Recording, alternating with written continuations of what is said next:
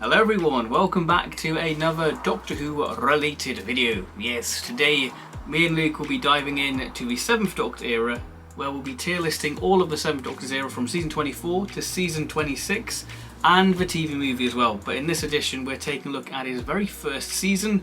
The day this video goes out is the 35-year anniversary since Time and Rani aired. And also it's Sylvester McCoy's 80th birthday this year, so it seems very fitting to sort of celebrate the 7th Doctor. So in this video we're going to be talking about growing up with the 7th Doctor, our opinions on the 7th Doctor, and taking a look at one of the most divisive series in classic Doctor Who, season 24. We'll figure out whether we like it or not in this video, so without further ado, I'll hand you back to past Ben and Luke. So here we are. We've done 3rd Doctor, haven't we? We Now have. we're on 7th Doctor, Sylvester McCoy. What are some of your earliest memories of him? And this is something we haven't really discussed. We talk a lot about our favourite Doctors, don't we? Yeah. But yeah, he's one of the Doctors who I don't think we've really talked about too much, especially those earlier memories of him. So where does he stand for you in terms of your childhood?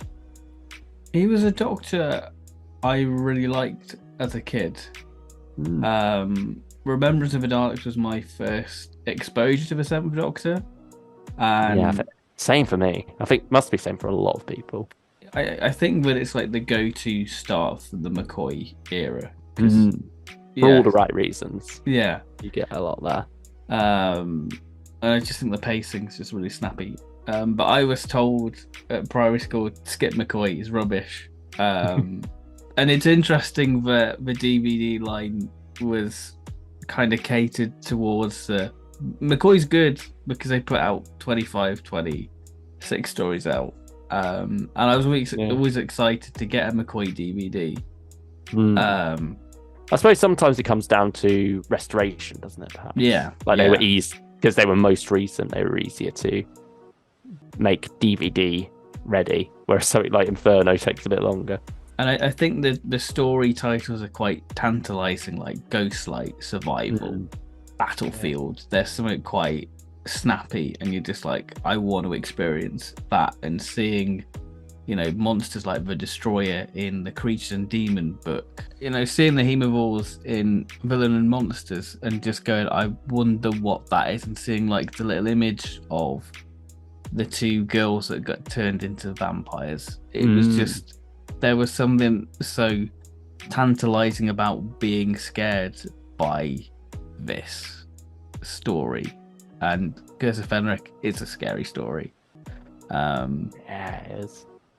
So yeah, I think there's something quite interesting about the McCoy years. And there's a lot of variety there, which we'll get into. There's a lot of variety, and I think my love for McCoy grows as he grows into the part, I would say. I mean, yeah. For me, there were always 3 classic Doctors that stand out in my childhood. The first Doctor, partially because of how different he is, but also that grandfatherly nature, I think naturally attracts you to his Doctor as a child. The other one was the 3rd Doctor, John Pertwee, the action Doctor, also helped by being one of my first Doctors, and also being one that there seemed to be a lot of stories readily available for. He was always on UK TV Gold, and so he was very prominent as a classic Doctor. The final one, funnily enough, was Sylvester McCoy. Okay. I feel like there is something very appealing to him from a child's perspective. It's the umbrella. I love every time I had, it was raining and have an umbrella, and you'd feel like you're the 7th Doctor because you always have the umbrella. Yeah, but I think also he's got such an expressive face as well, and it all makes sense looking back because he did start off as very much a children's TV character, didn't he? Yes, yeah. For a lot of different shows like that, and so I think all that really got brought into his Doctor with that added level of darkness later on as well, and makes for such a interesting performance as a child. I think as I grew up, maybe drifted away from that a bit more. So I'll come back around and do appreciate him a lot now.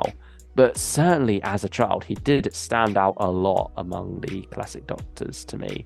And, there was just something so funny, clownish, exciting about him as the Doctor that, just I was drawn to, I will say. And so that was, that made him very special to me as a child. Yeah, I can see that. I can see that. I mean, certainly did start off with more of the later stories, though, particularly, like we say, Remembrance of the Daleks was a place to begin. Silver Nemesis and Ghostlight as well was another one I ended up getting on DVD. Can't say I appreciate it much, but that's for another video. Because today we are talking season 24. We are. Which I feel like everyone's got a different opinion on. Yeah. When it comes to these stories. I think there's no general consensus for which one is to stand out, which one's the weak link. Like, everyone has their own season 24 story that they cherish, and their own season 24 story which they loathe. And I think season 24 is such it's not well regarded in fandom. It's not up there with season 7 and season 13. For it's me, a very weird time in the show's history. It's going through changes. Growing pains. Well, you can kind of see why we ended up with something like season 24, because it's removed somewhat of the violence from the Colin Baker era, which was a big criticism, and you get this very fluffy exterior, but I think there are dark moments to season 24. We've got cannibalism, genocide, there's some dark stuff underneath. You've really got to look for it, and I think it kind of gets lost in translation. Bubbling away under the surface, isn't it? But there's a style to this series that drowns a lot of that out, I'd say. And yet, certainly, I can see why it turned quite a few people off at the time. Like, I can imagine if you're a Doctor Who fan, you want the show to do well, you want the show to succeed, but it doesn't feel like it's helping itself in this. You'll get that secondhand embarrassment if you're watching it with family or friends and such. Yes. Like, this is almost, even if, we now find a lot to appreciate in some of these stories, even if you found that at the time, you'd still get that embarrassment for it. And sort of, I can see this is very much a dark time for Doctor Who fans, in that it's just making itself such an easy target with some of these decisions, sadly. Yeah, I think the JNT-isms are in full swing in the McCoy era. Like, stunt casting is pretty much left, right, and centre, I would say. Yeah.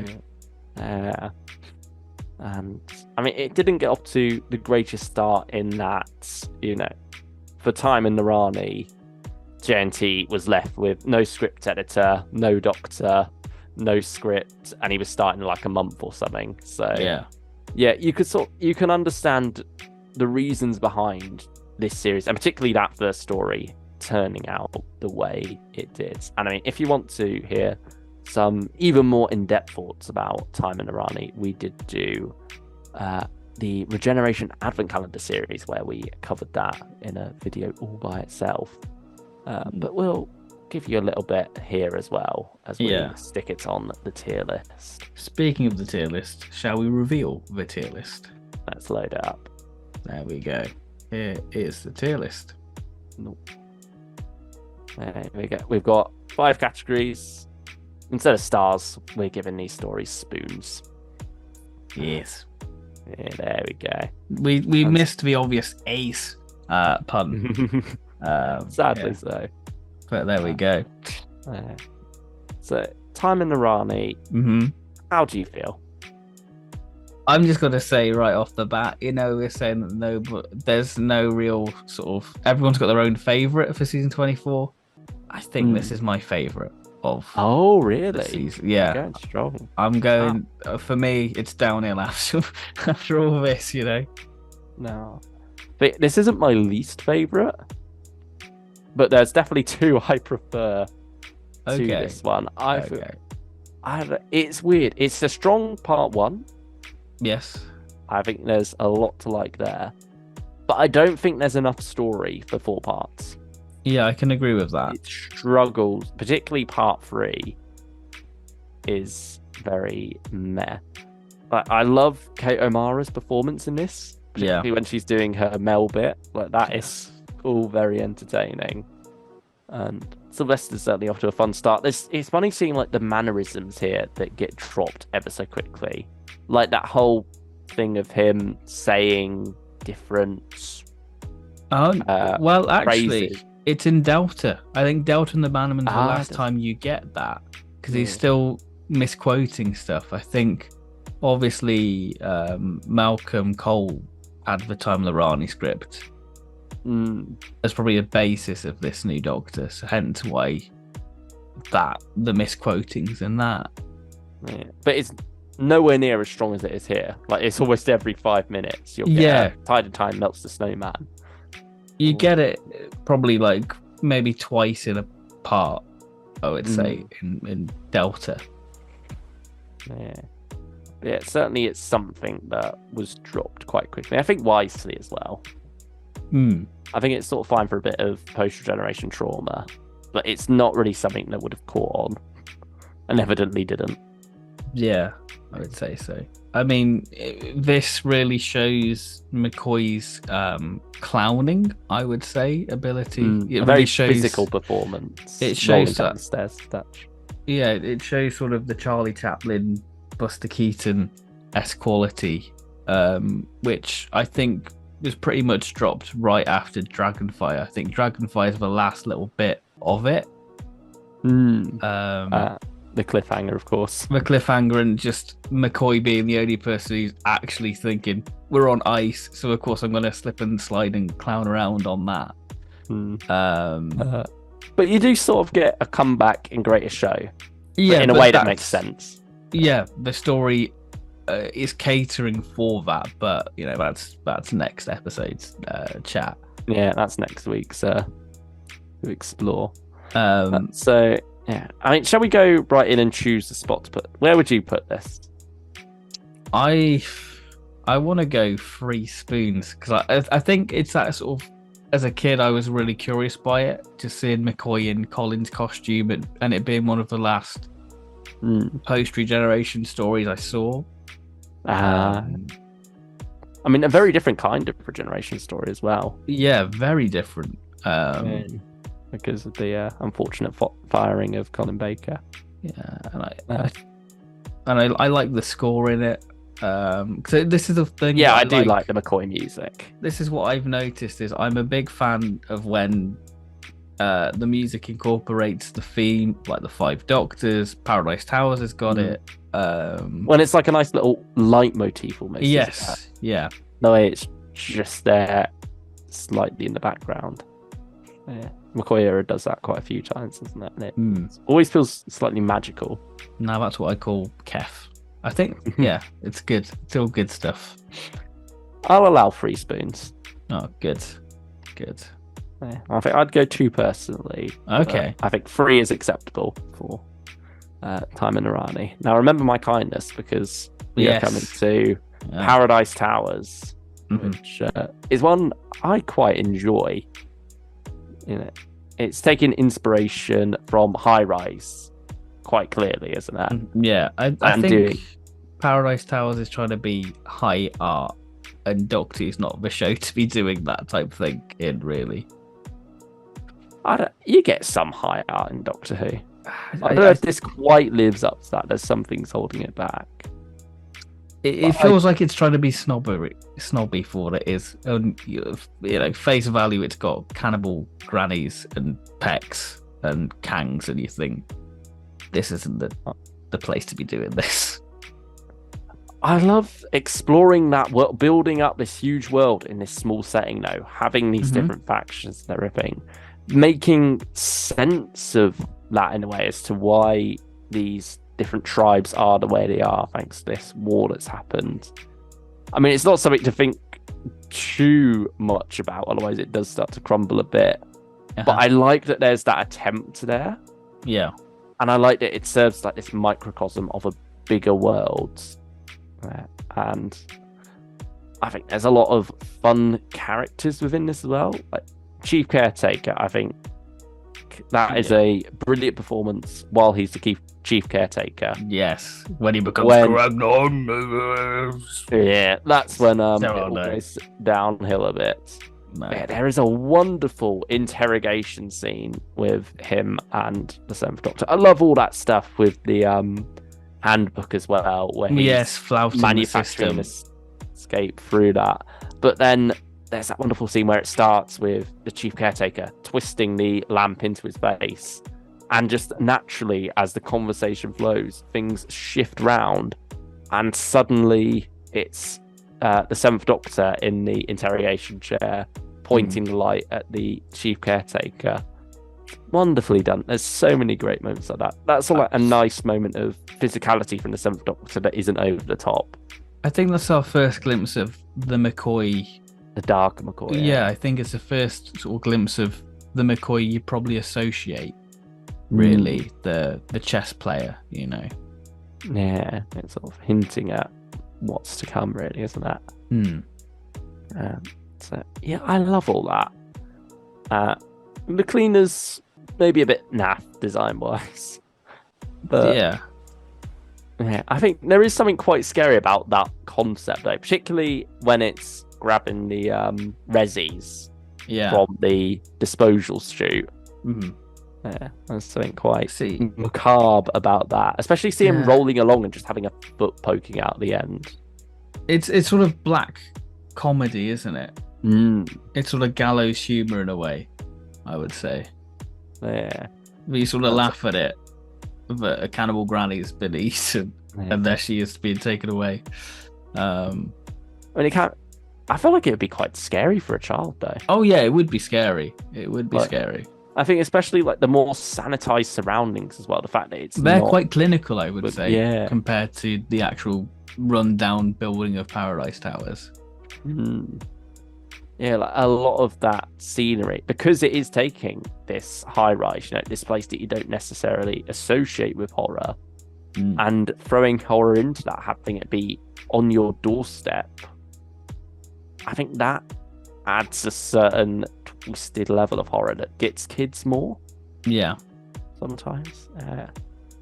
And so I really do enjoy this one. I have a good time with it. I'd personally give it 4 spoons. Really? Yeah. For me, I think this is one of the low points of the McCoy era. Dig into it. Go for it. I know you want to. For me, I think it's a 4-parter as well. It just feels like a slog, and I feel like I'm done by part 2. The grannies, the cannibal grannies. If you want to, you know, fatten somebody up, I guess Bonnie Langford's probably, you're gonna be waiting a long time to fatten Bonnie Langford up. You know, how many cookies you're gonna have to give Mel, and then. I mean, it's funny that they sort of prey on almost the stereotypical person you have in your mind as a child when you're warned not to accept candy from strangers. Yeah.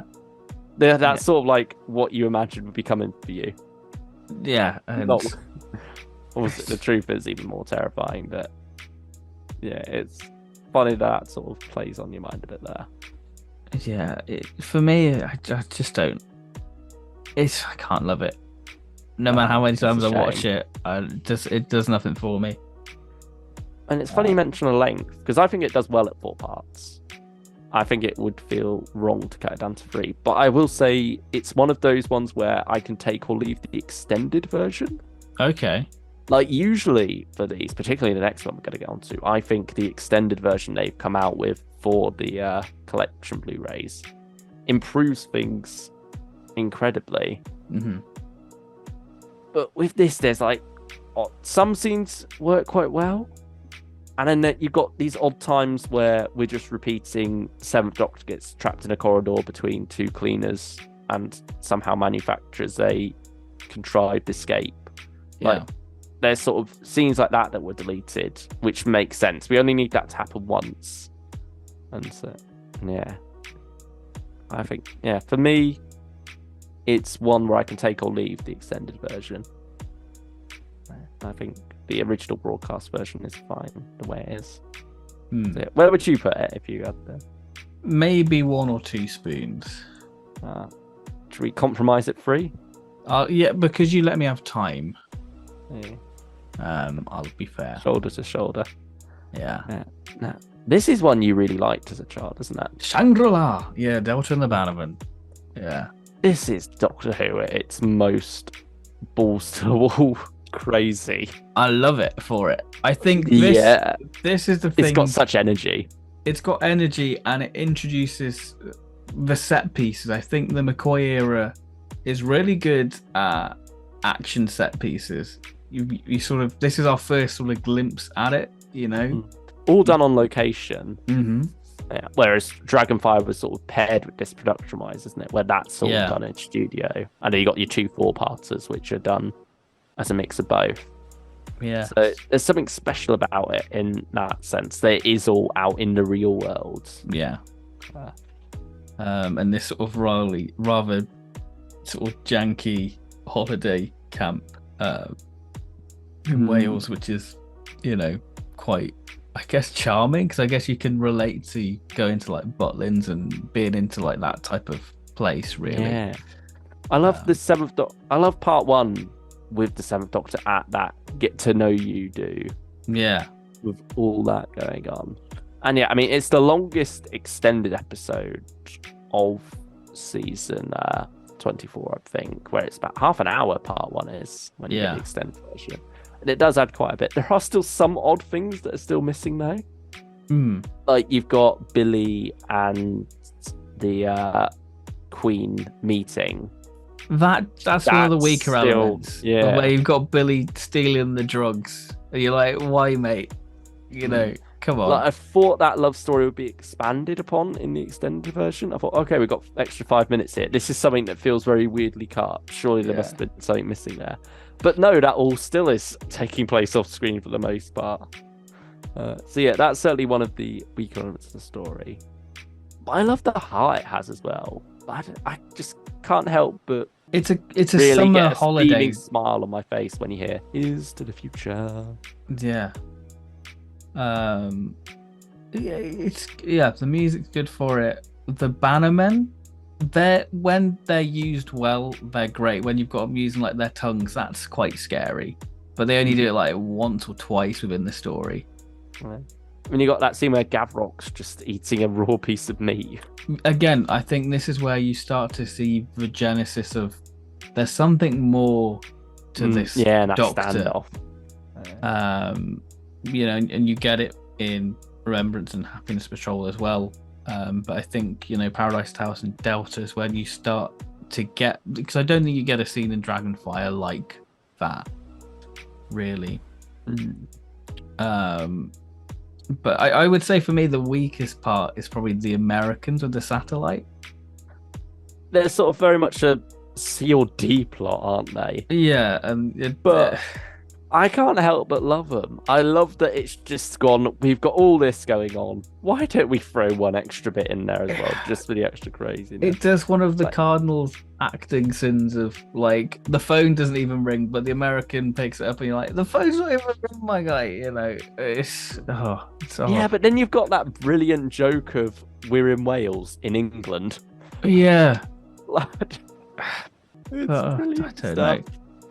I mean, it's insane, but it's brilliant. It's insane because you've got the Doctor and Mel arriving at this spaceport, and they're so much like the 10,000 or 100,000 visitor. Yeah. You know. So they're off to Disneyland, but then it crashes into a satellite. It's the fact that you can't make it up, but someone did. And yet, it's got a dark moment. It brushes over the dark moment of, you know, the whole bus of exploding group getting massacred. Yeah. The bounty hunter, I think, is so ridiculous. Oh yeah, where he's like holding him at gunpoint in the part 1 cliffhanger. And you're just like, oh god. And you're just like, you know, you're just going to be a pair of shoes in a minute. And you're just like, oh, come on. I mean, Ray, our almost companion, she's lovable. She's great. You can see that how we got to Ace, I would say. Yeah. I think it's nice that Mel's not necessarily pushed aside, though. She has her own thing, doesn't she? Because she has her own agency. Because she gets captured, doesn't she? Yeah. I mean, Mel is often underrated as a companion. She does have a lot of agency within her stories. I mean, her very first one, she is the one pushing the Doctor to investigate in the Terror of the Vervoids. I think that does mostly continue throughout this series. I think she is very much underrated. And so this is probably Bonnie most at home. Yeah. Like, she is a bundle of energy in this. Like, you got that. But I think it allows McCoy to be a straight man at the start, where she's like, I haven't won anything before. What's happening? And he's just like, what is going on here? But yeah, sorry, what were you going to say? Hang on. I feel sorry for blooming Delta. When the Shimron baby hatches, she's like, oh yeah, she's just screaming. Mel, that's really disrespectful. Like, that's somebody's child. Yeah. Come on, Mel.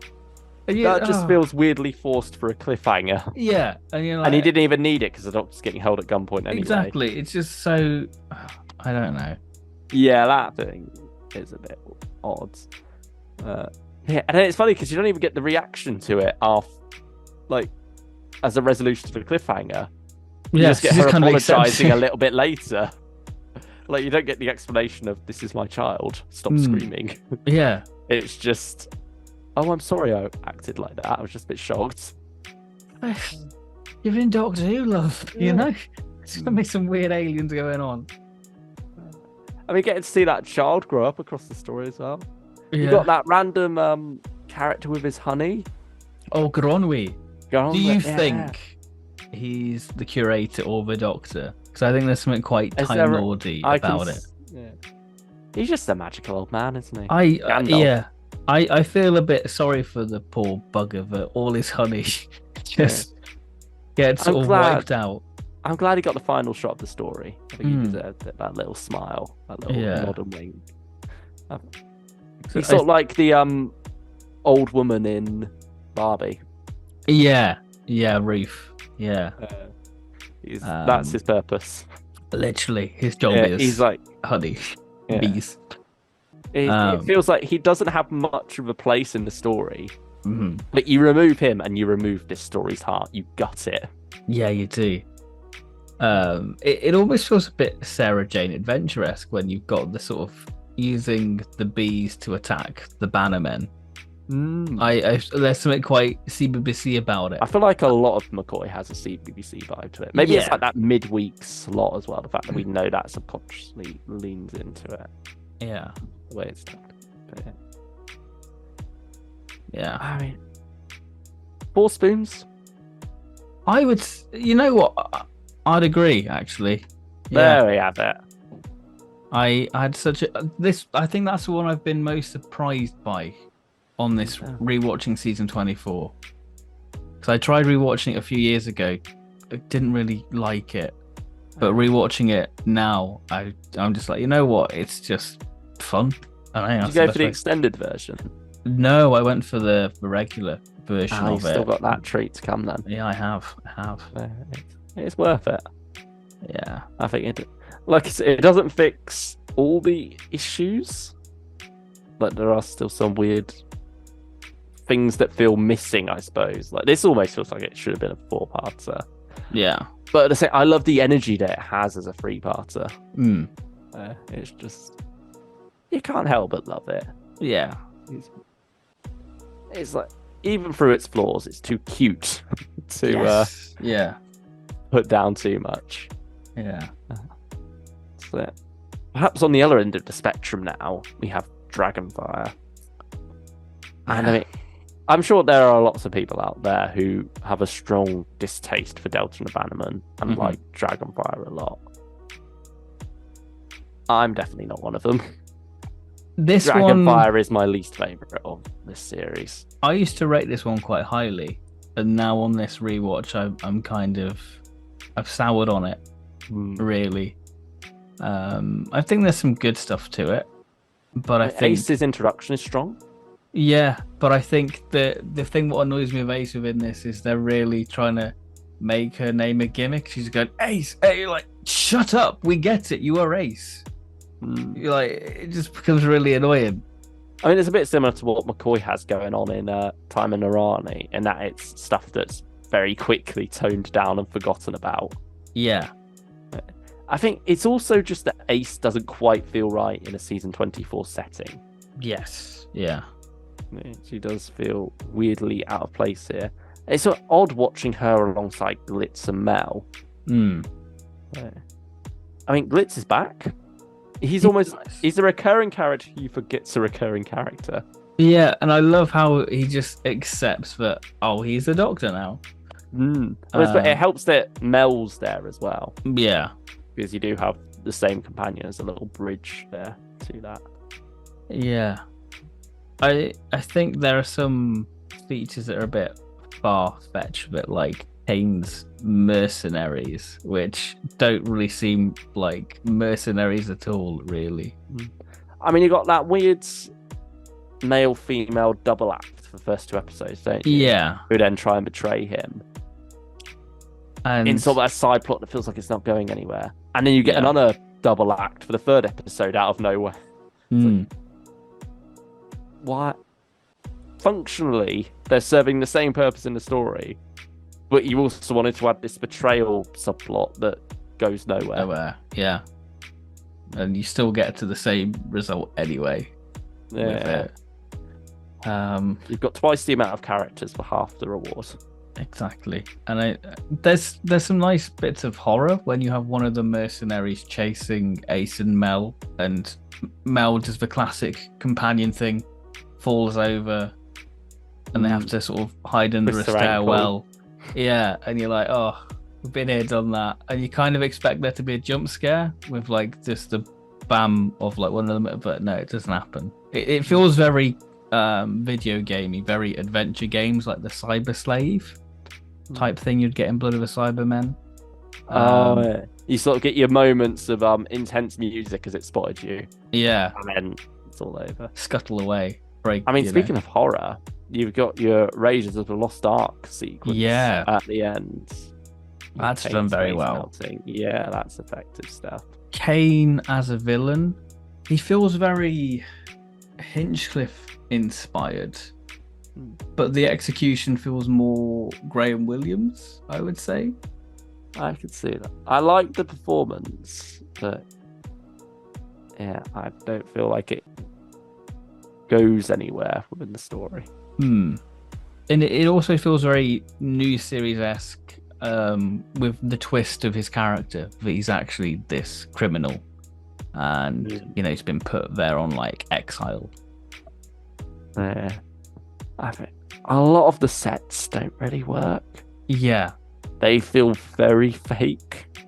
All the ice stuff, it just looks plasticky. And I think as well, it looks cheap as well, because you have them trying to replicate the Star Wars cantina in the sort of cafe, and the cafe is at least one of the stronger sets, I feel like. Yeah, it does a better job of convincing. But you've got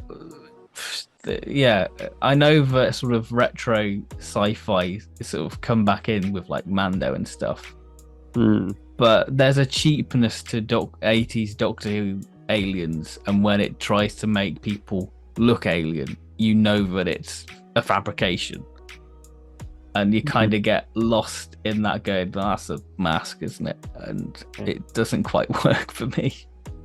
Yeah, I like the little thing that almost bites McCoy's finger off. It's almost a proto Fifi from Happiness Patrol, I would say. No. Yeah. Maybe that was where the inspiration came from. Maybe. I don't know. Yeah. So it has its odd moments, but I can't say it ever does much for me. Yeah. I think, you have those stories where you'll watch them, you'll have a good time, and then you'll be thinking about them afterwards, going, oh, well, that didn't quite make sense. Noticing flaws, picking it apart while you're not watching. But while you're actually watching, you have a good time. I don't have that with Dragonfire. I'm watching Dragonfire. I'm clock feeling watching. bored. I'm noticing all these things that don't work for me as I'm watching it. Yeah. And I just, I feel like I'm always trying to work it in my head. How could they have done this better? And so it's a painful one for me to watch. The quest isn't really a quest as well. No. Sort of the main point of this. Yeah, that all feels very odd and messy. For me, it's either 1 spoon or 2 spoons. I don't know if anything's going to go lower though. That's my leaning towards 1 spoon. Just so we've got as a marker of. Yeah. Should we go 1 then? Yeah. I mean, yeah. There we go. And now season 24 as a whole. Now, I think this is going to be the hardest one of these overall rankings to do. Yeah. Because it is so diverse, and even for us, you're a Time and a Rani simp. Yeah, Paradise Sour sip. They've evened out there. It's interesting how we have fallen on the same category on the 3-parters, though. We differ on the 4-parters. Yeah, it's interesting. I think. I mean, for both of us, it's 2 strong stories and 2 weak stories. Yeah, it's all 50-50, isn't it? Yeah. So I'm leaning towards 3 spoons. Yeah, I'd say so. It's fine. Yeah, as it's 50-50, it makes sense to go in the middle. It's I still think that it's one of the low points in the show's run, but I think there's still something to take away from it. Yeah, as we said at the start, almost everyone is going to have their season 24 story. Yeah, you've got to find one, and then you've got to make your whole personality about it. Exactly. Yeah. But yeah, I guess that's the first McCoy season done. Let us know your thoughts. What is your season 24 story? Are you with me? Are you with Luke? Or is it something completely different? Are you a Dragonfire fan and you think we've done it completely wrong? Yeah. There are some out there. It's fine. Our opinion doesn't matter at the end of the day. Your opinion matters, and we're not taking that away from you at all. No, definitely not. We'll be back next week, though, to take away more opinions from you. Yeah, exactly. Because Remembrance is going right down. Yeah. We have to figure out. So back next week for season 25, and then we'll be concluding week after that with season 26. So look forward to those 2 videos. Please do like this one, as we say. Comment below as well. Subscribe to the channel while you are here if you don't want to miss those upcoming season 25 and 26 videos. Yeah. Good reason not to, All that's left to say is take care, everyone. Goodbye. Time and melts the snowman. We'll be back next week. Haha.